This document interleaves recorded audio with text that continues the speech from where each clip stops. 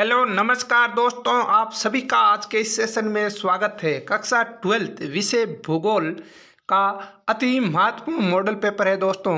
आपका एग्ज़ाम 4 अप्रैल को है और 4 अप्रैल को दोस्तों आपको ऐसा का ऐसा पेपर मिलने वाला है।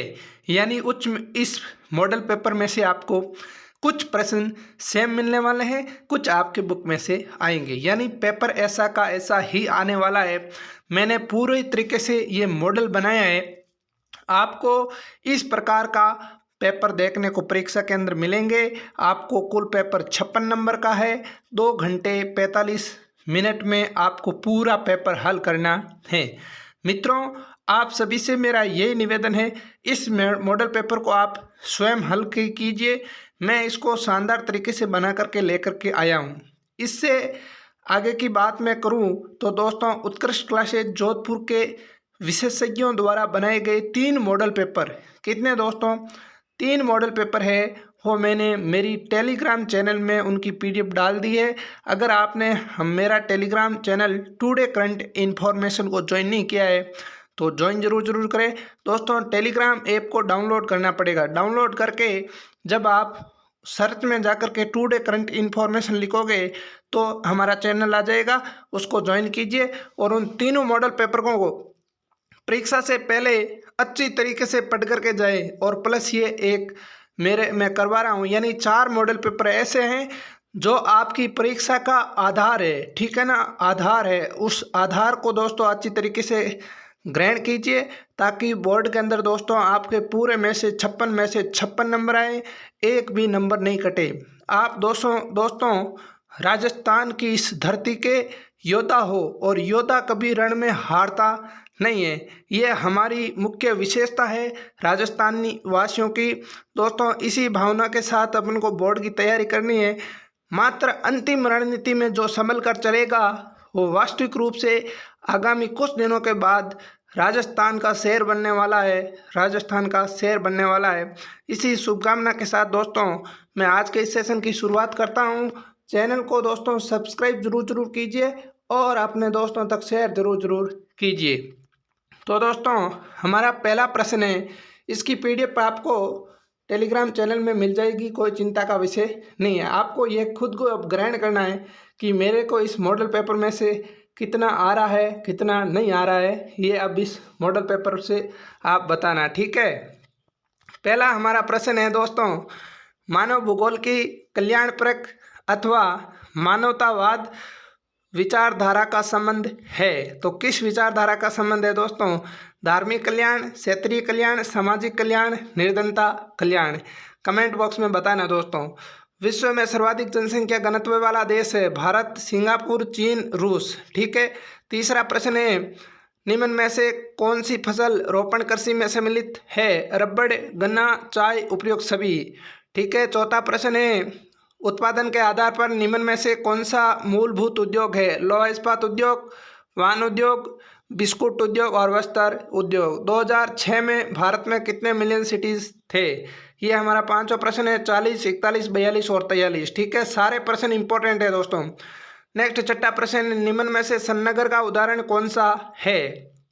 नेक्स्ट 7वां प्रश्न है, सबसे बड़ा नगरीय संकुल है? चेन्नई, बेंगलुरु, कोलकाता, बृहद, मुंबई, ठीक है। 8वां प्रश्न है, सन 2011 की जनगणना के अनुसार भारत में औसत जनघनत्व रहा है 310, 382, 334, 344। नेक्स्ट है 9वां प्रश्न, आर्थिक वृद्धि के नोड के रूप में कार्य करते हैं? गांव, संचार, नगर या उपयुक्त सभी, ठीक है। अब है रिक्त स्थान। भारत का सबसे बड़ा कोयला क्षेत्र है?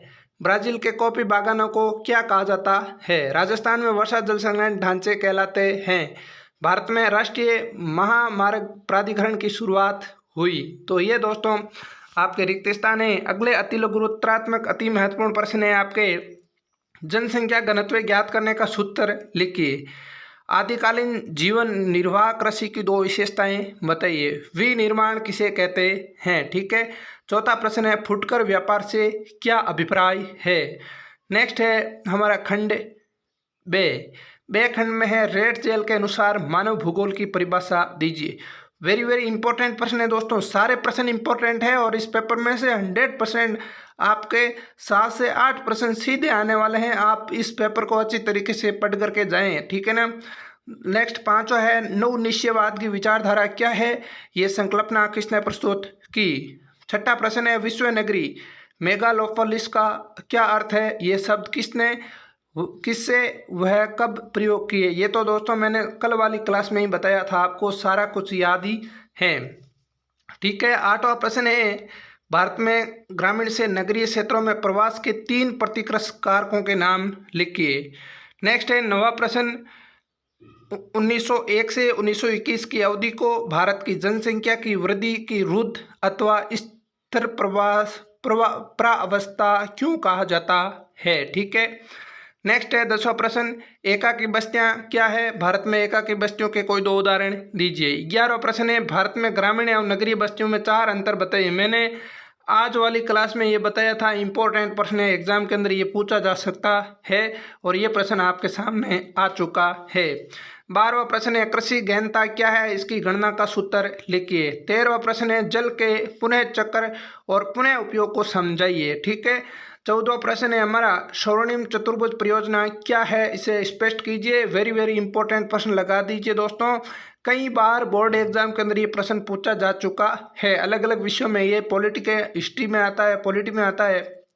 तो आज का सबसे इंपॉर्टेंट प्रश्न है स्वर्णिम चतुर्भुज परियोजना क्या है, और ये सेम का सेम प्रश्न आपको दोस्तों बोर्ड के अंदर देखने को मिलेंगे, निश्चित रूप से ये प्रश्न आएगा, ठीक है। निम्नलिखित को सुमेलित करना है, ये आपको दोस्तों सुमेलित करना है। 16वां प्रश्न है कृषि आधारित उद्योगों पर टिप्पणी लिखिए। उसके हाथों में है खनिज तथा रासायनिक आधारित उद्योगों पर टिप्पणी लिखिए।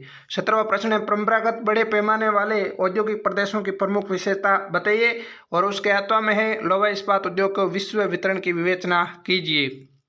नेक्स्ट 18वां प्रश्न है जल संभर प्रबंध की कोई 3 विशेषताओं का उल्लेख कीजिए। नेक्स्ट उसके बाद 18वां का 8वां प्रश्न है जल क्रांति अभियान के तहत प्रदूषण को कम करने के उपायों का वर्णन कीजिए। नेक्स्ट है हमारा दोस्तों खंड दे के अंदर 19वां प्रश्न है जननांगीय संक्रमण सिद्धांत की अवस्थाएं का वर्णन कीजिए। 8वां में है दोस्तों जनसंख्या वितरण को प्रभावित करने वाले कारकों का वर्णन कीजिए।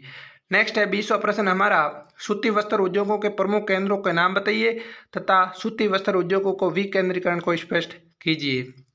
नेक्स्ट है 8वां में भारत में चीनी उद्योग के प्रमुख केंद्रों की व्याख्या करना है। और अगला हमारा प्रश्न है 21वां और 22वां मानचित्र है, दिए गए विश्व में रेखा मानचित्र को निम्न केंद्रों को अंकित करना है, मुंबई, लंदन, न्यूयॉर्क और मॉस्को, ठीक है। दिए गए भारत के जो स्थान हैं उनको करना है, तुलिकोरियन, देवास, हुगली, जमशेदपुर, ठीक है। ये दोस्तों आज का हमारा अति महत्वपूर्ण मॉडल पेपर आपके सामने मैंने बताया है। इस मॉडल पेपर को दोस्तों अच्छी तरीके से 3-4 बार पढ़ करके जाएं, आंसर स्वयं आप लिख लेना कहीं पर भी और अच्छी तरीके से बार बार पढ़े। ये पेपर दोस्तों इस सेम का सेम आने वाला है, अच्छी तरीके से मेहनत कीजिए। कुछ प्रश्न यानी इस पेपर में से 7-8 प्रश्न है आपको सीधे मिलने वाले हैं, तो 7-8 प्रश्न दोस्तों लगभग 30 नंबर इस पेपर में से आपको हल हो जाएंगे आराम से। इसकी मुझे आशा और उम्मीद है, आप अच्छी तरीके से पढ़िए। इसके अलावा दोस्तों इसकी मैंने PDF आपको पहले भी बोला है, मेरे टेलीग्राम चैनल में डाल दूंगा, वहाँ से इन मॉडल पेपर को अच्छी तरीके से याद कीजिए।